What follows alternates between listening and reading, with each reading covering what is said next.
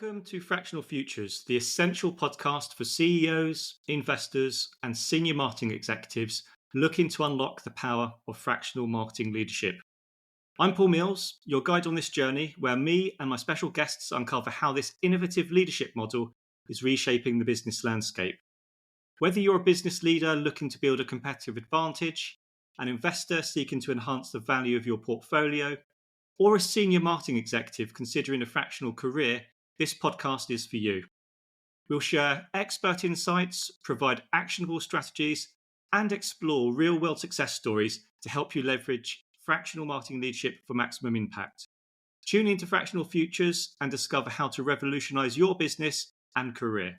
Hello, and welcome to the 10th and final episode of this season's Fractional Futures, where I'm joined by Dan Gwalter, an executive coach and founder of No Nonsense Leadership. Hi Dan, how are you? These first 10 episodes have whizzed by, haven't they? Yeah, I'm quite impressed. We've clearly found a pattern. It's been great talking to you. What about yourself? How have you been? I've been well and learning new skills on how to edit these podcasts. It's relatively straightforward once you know how, but it takes a bit of learning. Like all good things, you have to learn these things first. So, but no, really delighted how they're turning out. So, and I'm no doubt our viewers are getting value from them as well. Yeah. So, for those of you who are new to the podcast, in our last episode, Dan and I looked at how fractional CMOs need to master the transition to a portfolio career and develop new skills and personal resilience to succeed. In this episode, Dan and I will be focusing on some of the common pitfalls associated with a portfolio career. So we'll be covering things like common growth traps, how to maintain quality while scaling your service,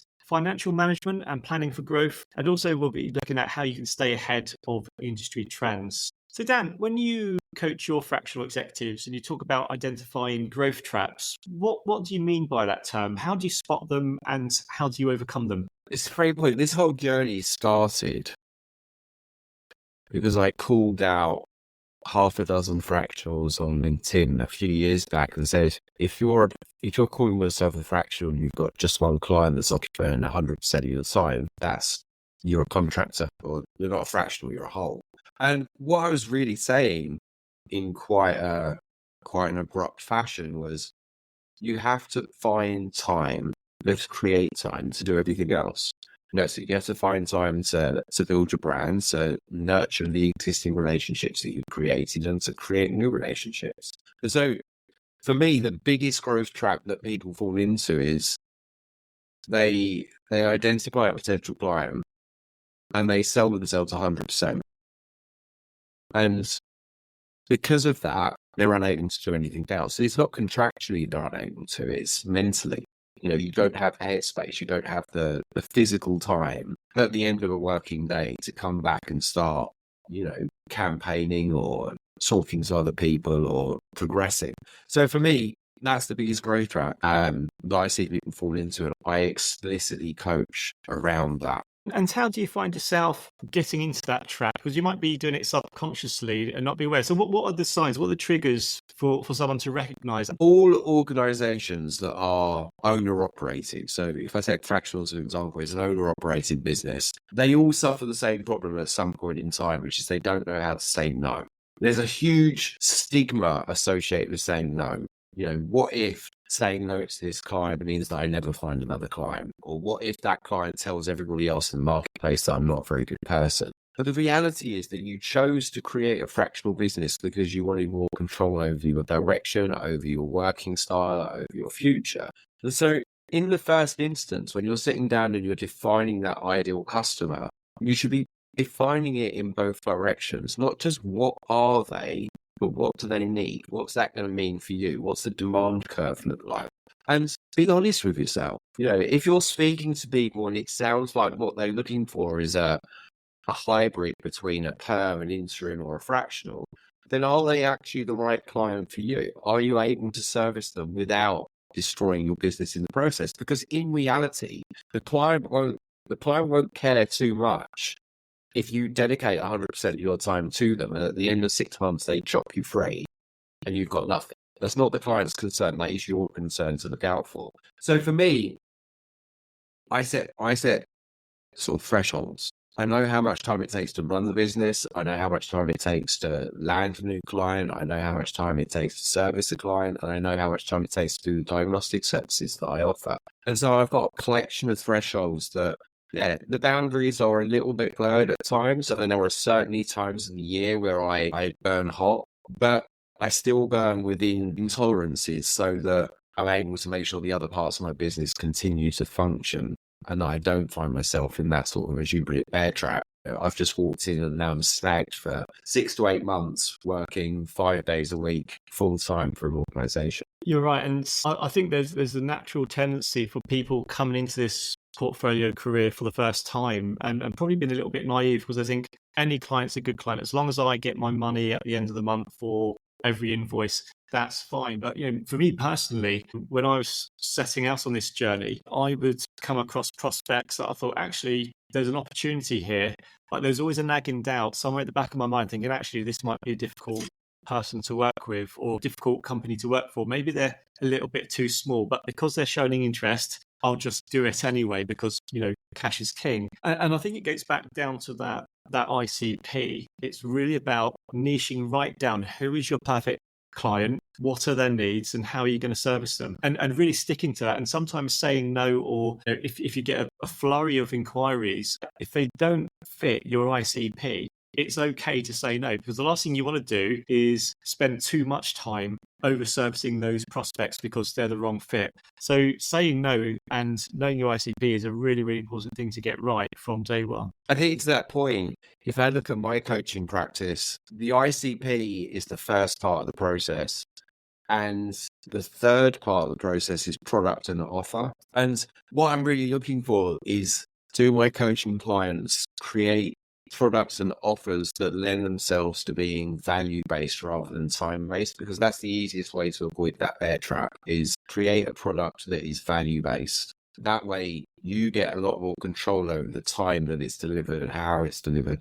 And then my personal default fallback, if I find a client in conversation that looks like what they actually need is a full-time representative, for a significant period of time, I don't mind doing it for a couple of weeks, but I'm not there for full-time 6 months. It's not a thing. I do have a huge network now of people that are perpetually on the lookout. There's the marketplace is dominated by interims and contractors that are looking for exactly that type of work. So I'll make a warm introduction and I'll pass it off, because if it's going to cause my business a problem in the medium term, I'd rather not do it. And that moves us on nicely to the next topic, I guess, which is managing and sustaining growth. How do you maintain quality while scaling your service? Because the more clients you take on, something's going to give. Unless you're very, very rigid and you have really robust processes to manage multiple clients simultaneously, if you don't have that in place, it's going to be easy for your service quality to maybe slip slightly. Maybe you've got confused with different conversations you've had. So in terms of having a finite number of hours a day, if we take on too many clients, it will become more difficult unless you find time to rest or, you have the processes to manage that. So how do you ensure that you can maintain a high level of service whilst scaling?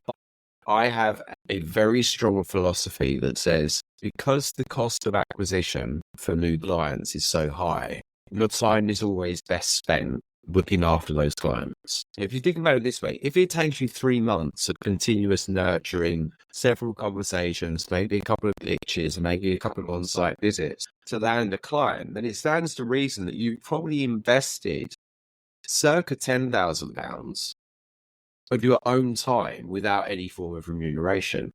With that in the back of your mind, would you willingly neglect the relationship or neglect the agreement once you've signed them and risk losing that and never recouping those funds? My answer is no. So for me, it's priorities. Incumbent clients are always the top of the list. They are more important to me than clients that are on the cusp of signing an agreement or clients that are coming out of the woodwork and looking for conversation. So I focus my energy in that regard. But also I'm going to be lucky that I did 10 years in various consultancies around the world. And in each of those environments, I was expected to be working with multiple clients. I was client lead it wasn't uncommon for me to be client lead with, say, 10 clients at a time. And so you do develop, call them coping mechanisms, I guess, but I'd rather call them processes. You develop processes that enable you to work at that scale with that number of clients in parallel without forgetting key facts, without missing important points, without taking your eye off the ball. You have to do that. You do have to become what I would classify as hyper productive. The ability to context switch client to client to client, or the ability to context switch between client activity and sales activity and business development activity. You have to learn those skills. You're absolutely right. And I think people coming to this fractional world also have to remember that your own practice is a client as well. You have to work on your own business to develop it. And that takes time as well as servicing your clients. My personal perspective is that, VCMO is one of my clients, and I dedicate the same amount of time to that as I do other clients. And that's kind of a good way to help divvy up the time.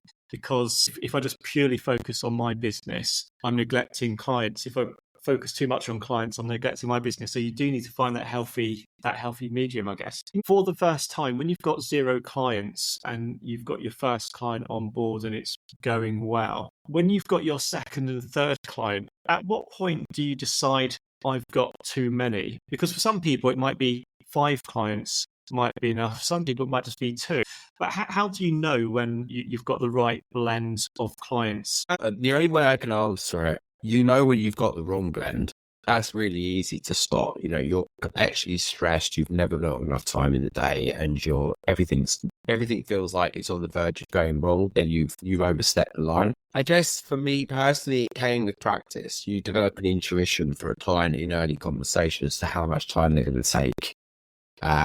The biggest turning point for me was creating a product-based practice. So if I look at my high ticket offers now are very, very product focused. I know exactly how many hours in a month it would take me to deliver that product. And yes, I can scale it up for a beginner client, or I can scale it down.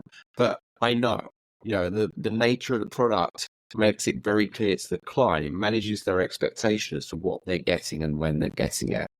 And that's super important, because that then tells me how far can I scale it before I run out of time or before I run out of energy. And so for me, on the fractional CTO side, 4 is the maximum. At 4, I am as busy as I would want to be, which is about 50% of the time. Yeah, that's my benchmark. Is 50% of the time is dedicated to fractional clients. But I do cover all of my costs for those 4 clients, regardless of who they are. So what do I do the rest of the time? Obviously, my coaching business now takes up a significant portion of time, so that's cool. But my business development activities themselves continue. I still do all of my online activity. I still do all of my nurturing and all of my lead magnet work. And that's super important. But for anybody listening in thinking, well, actually, if I've got 4 clients, is that my ceiling? And let's talk about it. Let's be capitalist for a split second. We're all in this to earn some money. If 4 clients pays your bills and gives you the lifestyle that you want, that's great. If you want to go and earn more than that, then focus your energy into your mid-ticket offer, your diagnostic offer, because that can generate revenue and can build future pipeline for when any of your rostered clients drop off. And if you still don't have the capacity at the end of those diagnostic products to actually take those clients forward on their journey, then you have the option to outsource it, to hand it off, but you still make the revenue on the diagnostic offers. That's how I approach the world. That probably moves us nicely into the next topic, which is around future-proofing your career. So once you know what your magic number is in terms of clients and the blend of work that you want to take on and how you divvy up your time, you want to make sure that's future-proof, because those clients will get to, you will take those clients to a point where they say, right, we don't need you anymore. We're ready to backfill you with a full-time person because we've got the business to the right scale, or we just don't need you anymore because we're happy. You've embedded everything we need, which is great, and we can self-sustain. Once you've got everything in place, and with more senior execs coming into this fractional work style, you're going to start competing with other fractional executives for the same clients. So all of a sudden, as you've got more competitors fighting for the same prospects, there might be other fractional execs who have a stronger track record than you. There might be other fractional execs that have a wider range of skills or a greater level of experience across more sectors. How do you stay ahead of industry trends? Industry trends, they better from change in this landscape. The things that were important last year are not important this year, and that's just the nature of the beast. In terms of the way that I look at it, when you first start out, you have to be really clear on just one offer. Your primary offer, being that limited ticket offer, which is the one I would advocate, the diagnostic one, or the high ticket offer, the retained service. That's fine. Once that is well established and you are generating a healthy amount of revenue, you're above the bread line, then it's time to start thinking about the and what else. Because clients are going to come with value, not necessarily because they've hired somebody permanently, but just because your natural use to them has depleted. In my opinion, one of the best things that I did for my business was I developed a third option, which is only applicable to people I've already worked with. That third option is the long-term picture. So if you've worked with me on a retained service for maybe a year and you feel that you're ready to go continue that journey on your own, I do offer a safety net option, which is a much smaller contract. It runs year to year, gives you a very, very small amount of check-in. But it's in essence a very small retained service. The way I looked at it was, if I could get just 20% of my clients year on year to join that, then I'm building up a revenue stream that is a lot less effort to deliver and will only continue to grow over time. So that's how I approached it from a business preservation perspective. In terms of industry trends, it's a really challenging topic, okay? I see so many fractional people coming to market, telling the world that they do absolutely everything.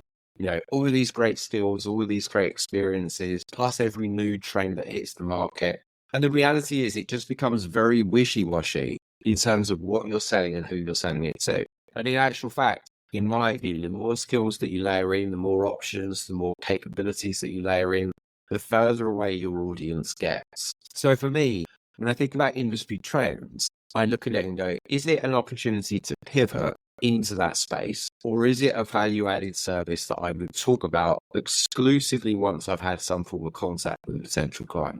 I definitely wouldn't go to market starting to shout about it through content and through marketing channels, because it devalues what I already do. And unless what I'm already doing is failing, then I have no reason to want to pivot. If what I'm doing is failing, the demand is slowing down or it's become hyper competitive, then I may consider pivoting into that space and making that my primary offer. That's really, really good advice there. That's probably a good point to close the show and close this season. So if you've been listening or watching this episode, I hope you find value from the discussion and take what you've learned into the next part of your fractional marketing career. So that concludes our episodes for season 1. If you want to go back and listen to previous episodes, simply search for Fractional Futures on your favorite podcast directory. You'll find us on Apple, Amazon, Spotify, and more. Or you can visit the VCMO website at vcmo.uk. Just go to the resources section. In the next season, I'll be interviewing fractional CMOs from around the world to get their perspectives on how the business landscape is embracing the fractional leadership model, as well as insights into their personal journey. Dan, I'd just like to say thank you for all of your insights for this season. I've really enjoyed your company on these 10 episodes, and I know listeners have found plenty of value too. Before we sign off, would you like to say a few words about your coaching service and the offer that you may have for our listeners? Before I do, it's been awesome. This season has been great fun to record. And to be honest, I haven't really had to prepare for a lot of it because you're right in the sweet spot of what I talk about most of the time. So in terms of the audience, what do I offer? The Fractional Formula is my coaching program. That is my only coaching program, in fact. It's entirely designed to take you from the very, very beginning of your journey. So, identify your niche or your customer, right the way through to the other end where you are nurturing and you are using social selling techniques to actually find clients and land clients. The program lasts 7 weeks, and then it's backed by a 1-year support agreement where I will continue to support you with monthly one-to-ones. And what I'm going to say is if anybody feels like they may need some coaching or they may need some additional support on this journey, feel free to drop me a note. I talk to people every day of the week, via LinkedIn, via email, via Zoom calls. Drop me a note. Let's have a conversation and see if anything I do could be of use to you. And if it isn't, I'm more than happy to have a conversation anyway. Fantastic. Every episode has all the links to Dan anyway. So follow the episode notes and you'll find links to Dan's LinkedIn and also Fractional Futures website as well. So Dan, thank you again. It's been a pleasure. I know I've grabbed you for another season in the future, but we'll give you a break so you can enjoy your horse riding, and good luck for your competition this weekend, and look forward to speaking to you real soon. Cheers, buddy. Take care, and I will speak to you very, very soon.